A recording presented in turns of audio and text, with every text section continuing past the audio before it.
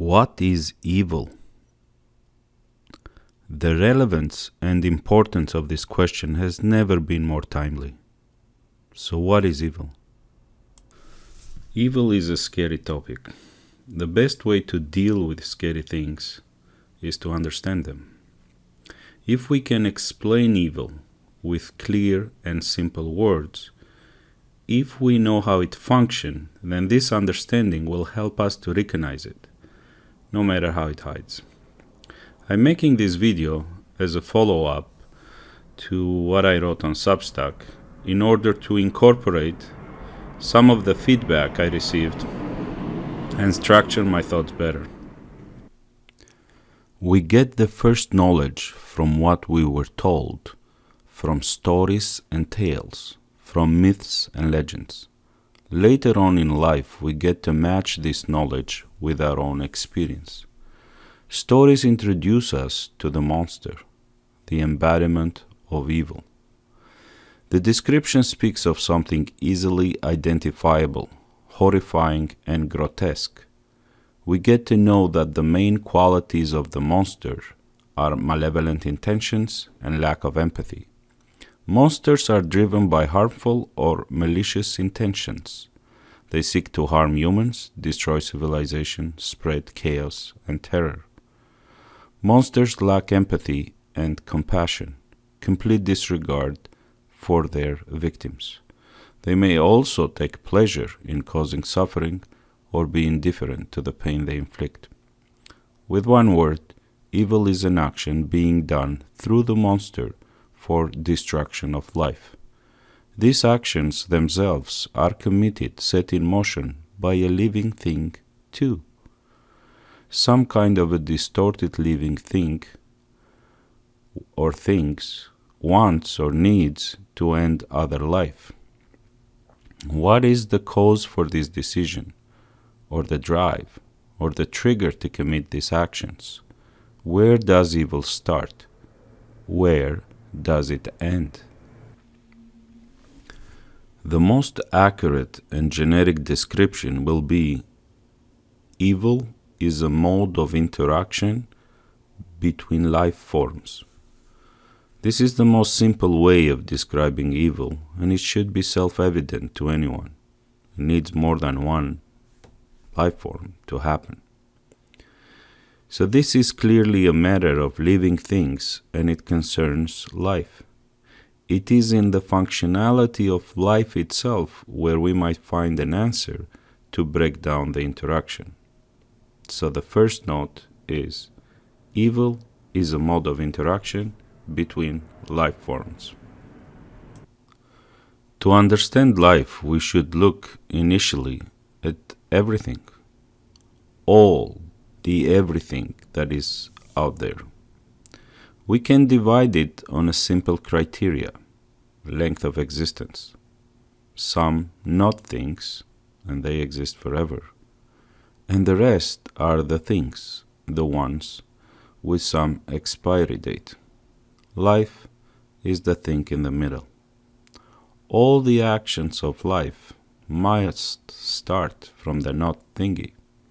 Let's call it the source. Life as the highest form of material existence establishes a two-way exchange with the source. The start of every action by a living form is by the very nature information. This information conceives the idea, the first trigger, the inception. The receiving from the source is synonymous with the masculine activity, characterized by initiation of conscious actions to animate the received message. The best word to refer to this phenomena is yang, the visible side of life's activity. The perception of the material reality, the experience, on the other hand, is synonymous with the feminine activity, characterized by perception of all that is animated in this material world, and finalized with an unconscious transmission back. This we shall call in. The submission, the deposit of the information back to the source, is a hidden activity. Hence, in is the not visible side of life's activity. Any human, male or female, has the capability for both functions. They are recognized in psychology with different terms. However, I think yang and yin are more accurate. Depending on the life form, we can identify that one activity is more pronounced than the other. We see that one function is stronger than the other, the primary function. Male has more yang and female more yin.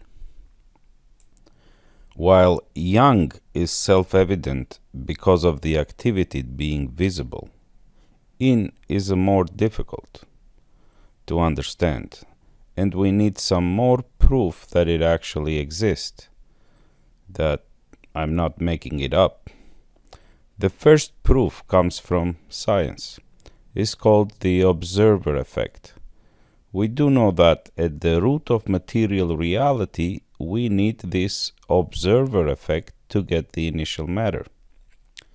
On the left picture, electrons behave like waves and we don't have matter. We can't get matter. However, on the right picture, we have matter only because of the observer effect, only because of yin. There is something fundamental, principle, in getting a particle. The embryo of the very reality we inhabit needs something supplied from us to appear. This is yin. The circle needs to be closed back to the source to obtain matter.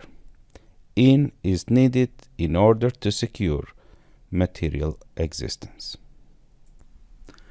Quantum physics at the microcosmos is a very good proof, but difficult for us to relate to. Since female has more yin than male, is there any observable difference? Let's look at some data recorded from the whole world since we started to keep track. The difference is consistent. Life with more yin lasts longer. To quote, the difference amounted to a 5-year gap in global life expectancy. Imagine that.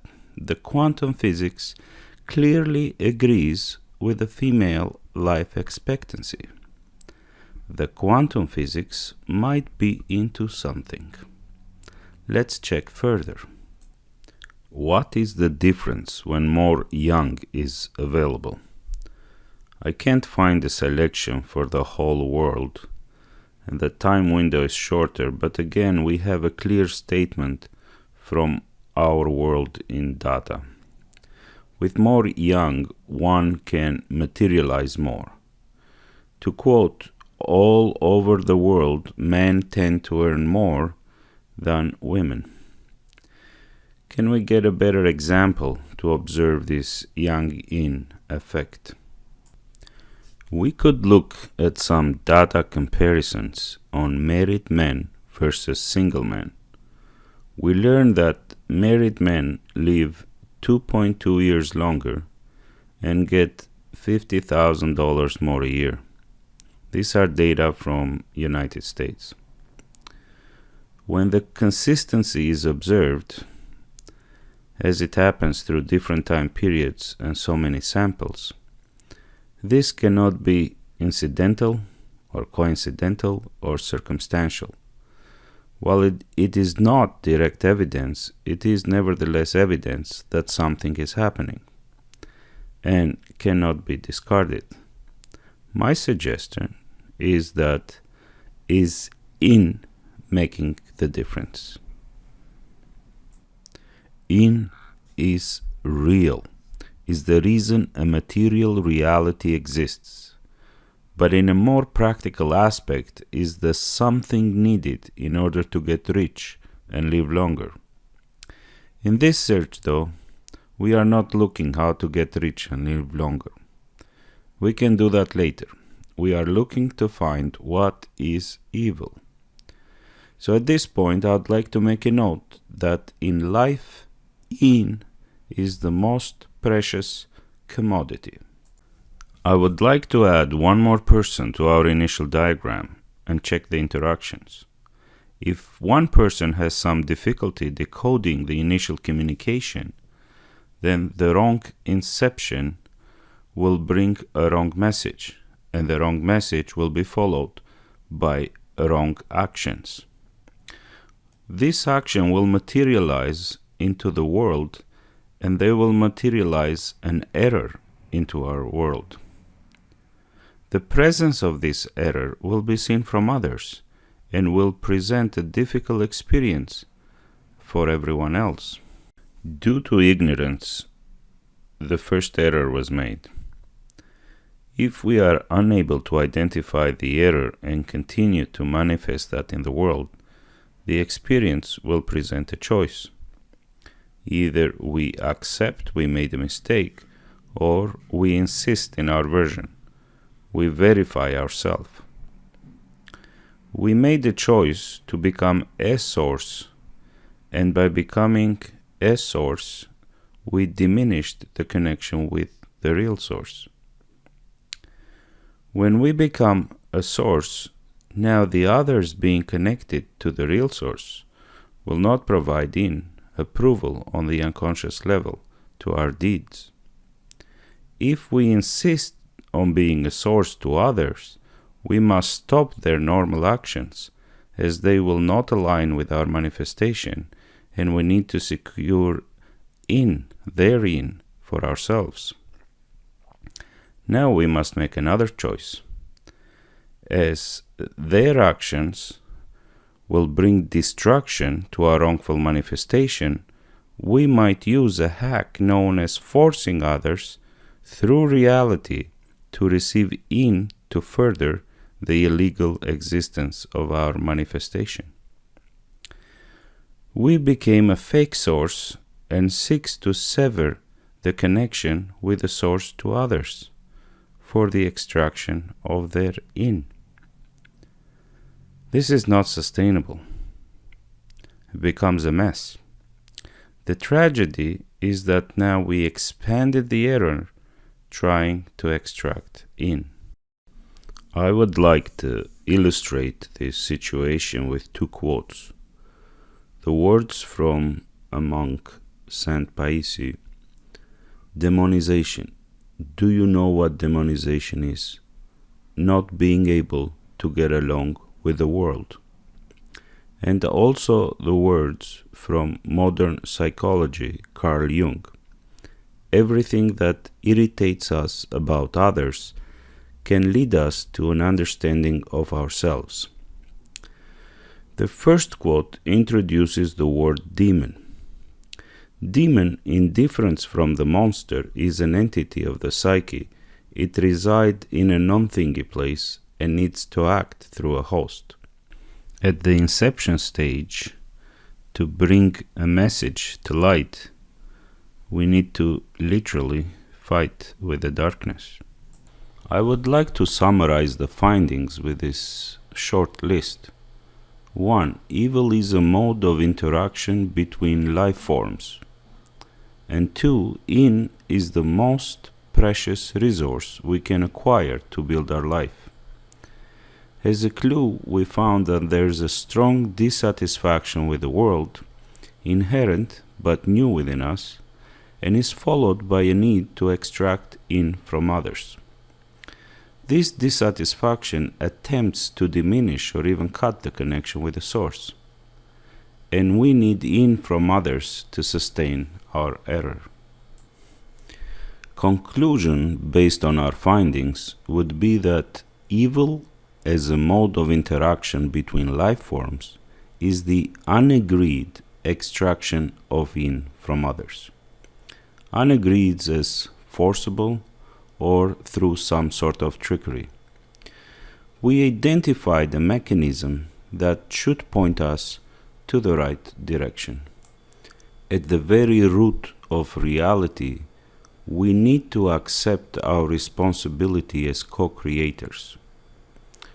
On this quote from the Gospel of Thomas, it says, "And when you make the male and the female one and the same, so that the male not be male nor the female, then will you enter the kingdom."